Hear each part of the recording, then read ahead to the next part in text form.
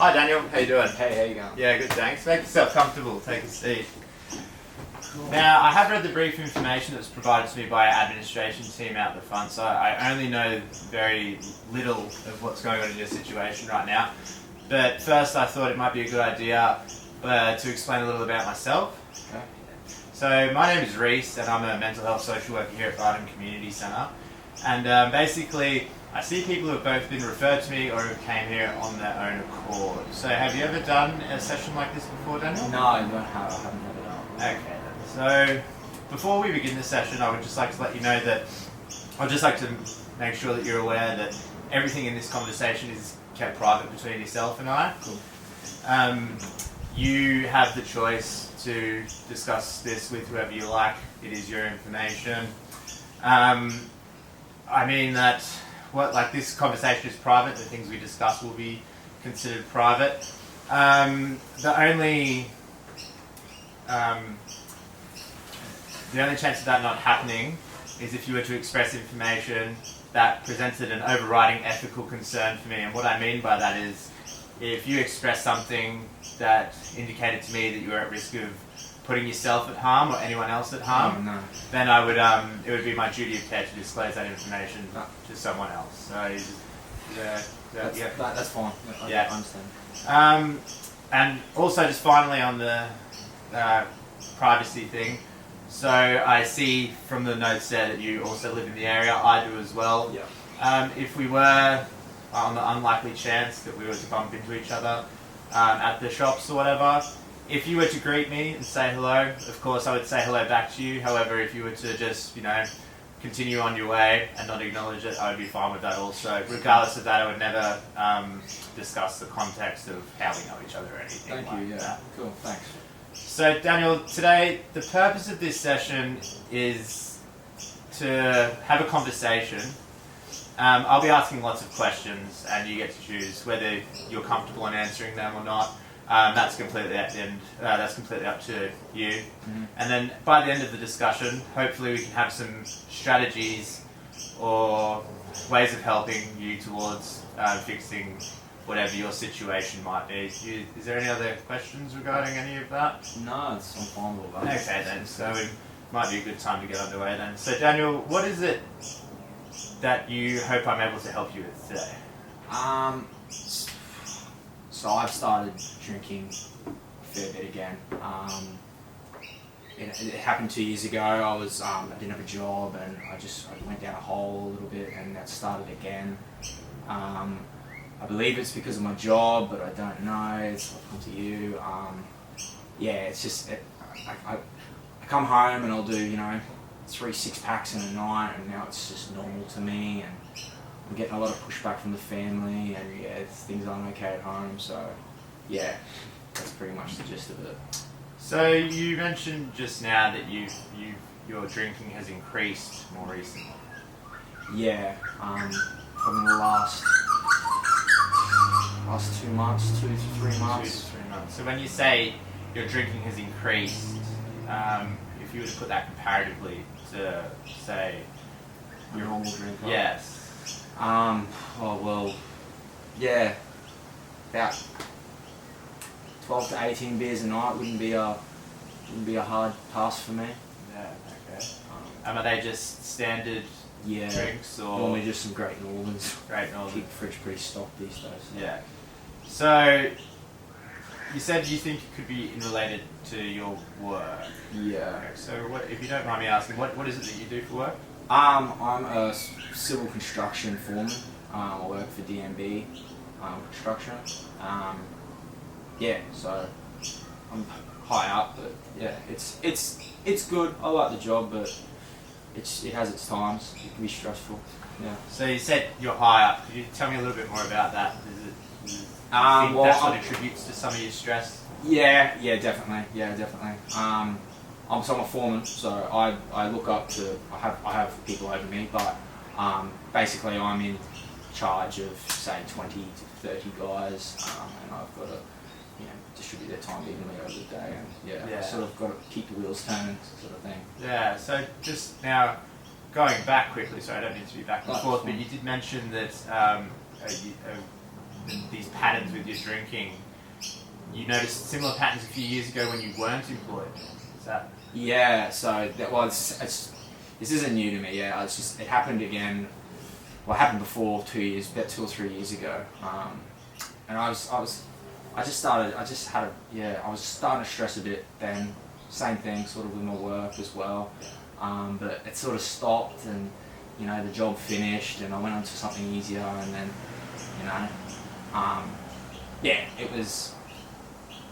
it was hard back then, but I didn't come through to see anyone. But this time seems to have gotten worse. Yeah. So it's definitely great that we're here to talk about some of these things that are concerning you, and I think an important part to raise there is the fact that you have been able to go from a point of unemployment to now a well-respected role within your company. Yeah. So that surely demonstrates some growth, but I'm sure with that comes the challenges of the additional pressures and the workload and things like that. So is it about work that when you finish work, you're really do you look forward to having a drink, or what is it about the actual work that? Well, what is it about the work you say that I enjoy? Yeah. Well, it's all right. It's a good job, and I'm used to it because I've done it for a few years now. But it's not really it's just a job that I thought I liked doing. I just got into. It's not something I necessarily enjoy. Is there anything specific about this current job that makes your stress levels increase? Do you think? Yeah, definitely. It's just so the job that we're working on at the moment, it's been under budgeted pretty much. Okay. And I'm getting a lot of pressure from the top to get it done quickly, and it's up to standard at the same time, and that's reflecting back on the work, and it's just putting me between a rock and a hard place of work. It must be very challenging for you, especially to be looked up to by so many of your peers as someone who's meant to be taking control of the job, and it does appear to me from what you're saying is you are able to do that. However, it seems like there's larger forces at play in making you carry this work out to the way that you'd like it to be. Or is it a safety thing? Is it a... Yeah. Well, if someone gets injured at work, the job stops. It's more pressure from the top. Plus, you've got that on your hands. It's a high tense situation. There's a lot of machinery. There's a lot of things that can go wrong. And every day I come in there, and it's something is bound to go wrong sooner or later because of the way this is going. And I can feel it at home, and it's an ugly situation. I just can't stand it. So you said you feel it at home. So could you just explain to me what your home situation's like? So I've got a partner and 2 kids, 2 beautiful little kids. But Mrs. has been married for 7 or 8 years now, and things were okay. I know they've gotten a bit worse, but that's What makes you think they've got a bit worse?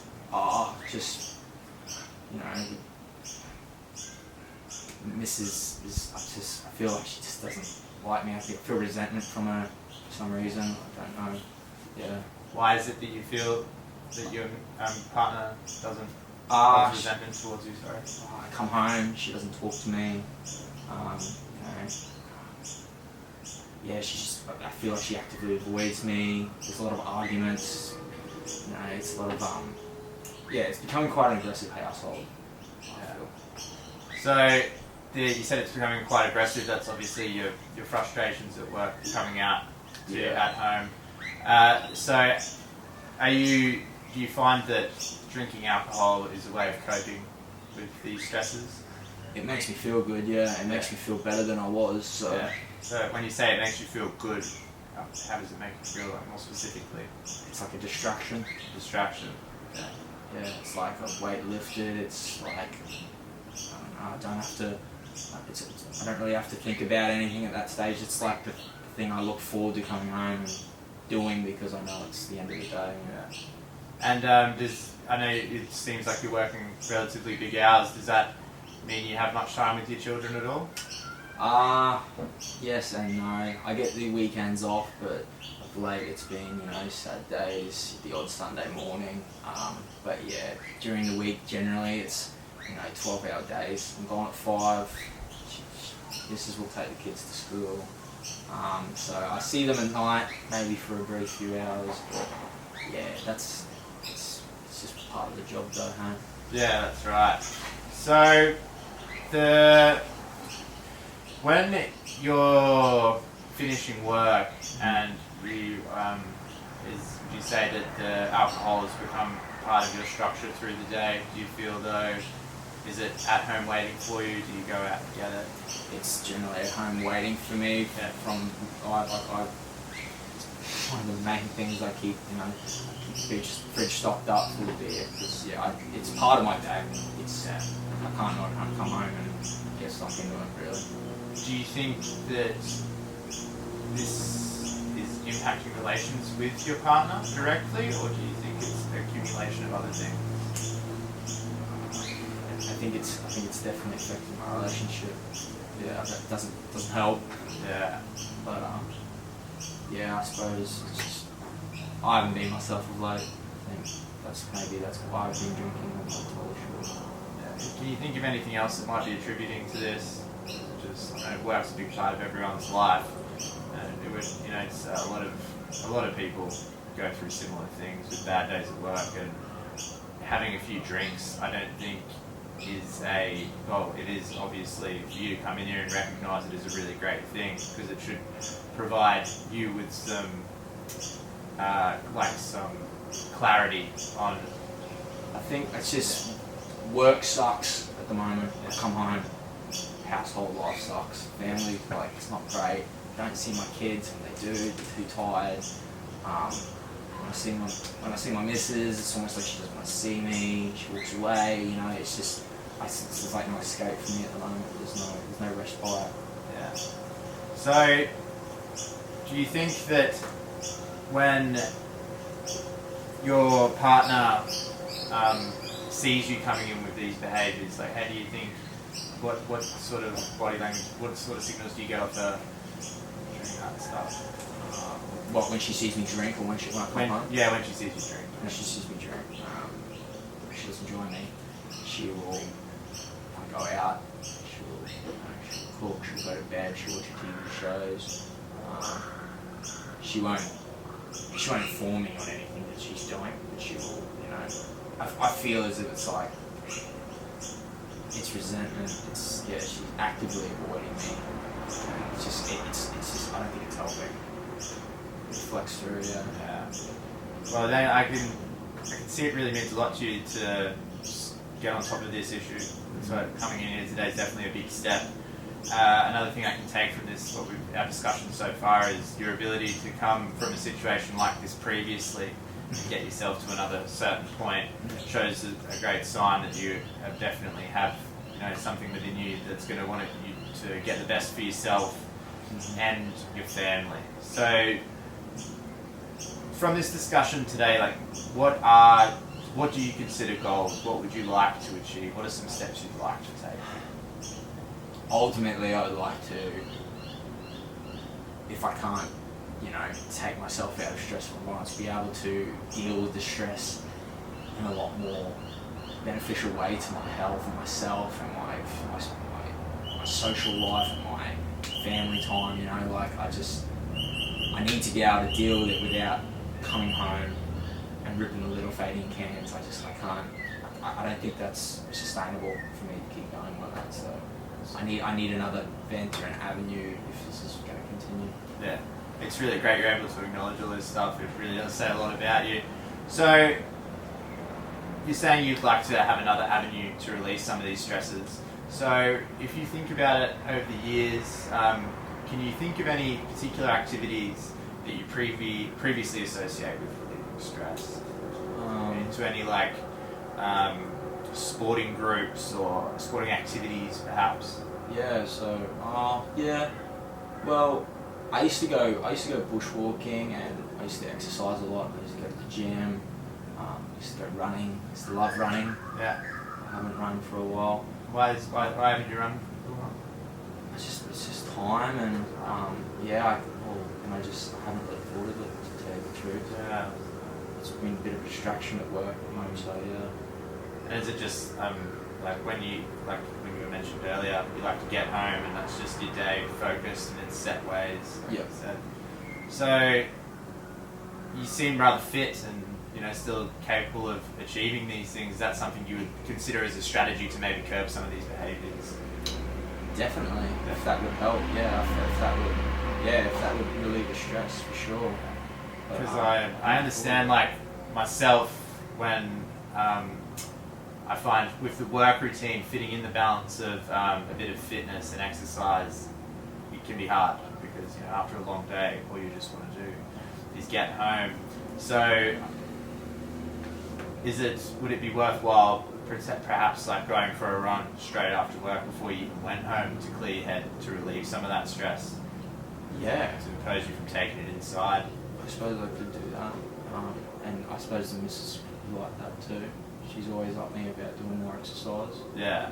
Yeah, I could definitely do that. So I think that moving forward, that could be something you'd be willing to commit to a bit more exercise. Yeah, 100%. I could definitely start getting into it. I used to love doing it. I'm glad that's one thing we were able to,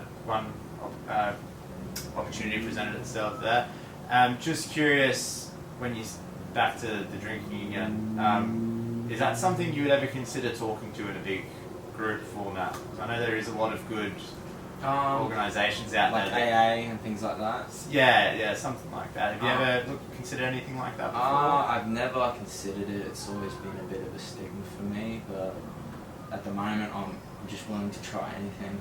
I'm willing to cover the relationship I've had, and just handle my life a bit better. So it's really great to once again to hear that you're willing to go these lengths.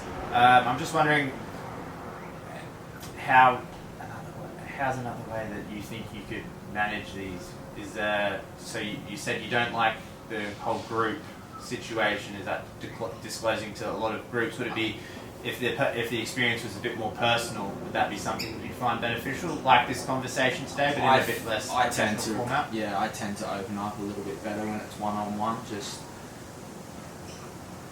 I'm 29, male. I'm just a bit closed off, I suppose, when it comes to my emotions sometimes. So it helps being one-on-one and something. I think that's what they're talking about, rather than just spraying at a heap of people.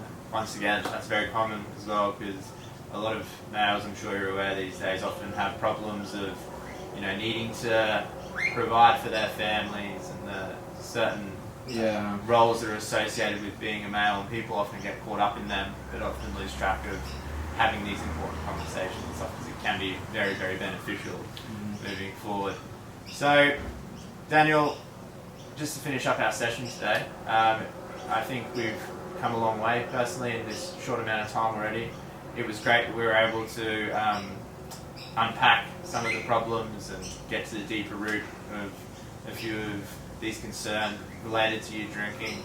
As I said, it was really great to hear how much you were willing, the effort you're willing to apply to put in the change for your family. Thanks. And I think by implementing a few of these strategies, such as running, if it's something you've previously been interested in. I didn't even think about it until today. And I guess that's kind of the purpose of these conversations, is to be able to more so, like I'm not here to tell you what to do, but it's more so for us to work collaboratively and get some ideas and discussion going, and that seems to be what's been the case today. So before you come in next, you booked in for 3 consultations with me. Yeah. So before you come in next, if you could just do some running, see how that goes. Yeah. And if homework. Yeah, homework, let's call it. And I don't know, man. If you're into some journaling or whatever, jot some notes down and see that, and then we can come back. And if that's working for you, then we can keep going from there. And if you decide you need a bit more assistance or whatever, we can also. Yeah, that'd be great. I think I've got a few issues that I need to really iron out. So you seem to be very relatively strong-willed, so that'd be good for you. At least we've got some stepping stones for you to move on. So. Yeah. Well, Daniel, thanks a lot for your time today. I really appreciate it. It's nice to meet Thank you, you. mate. I'll talk Thank to you you. again soon. Alright.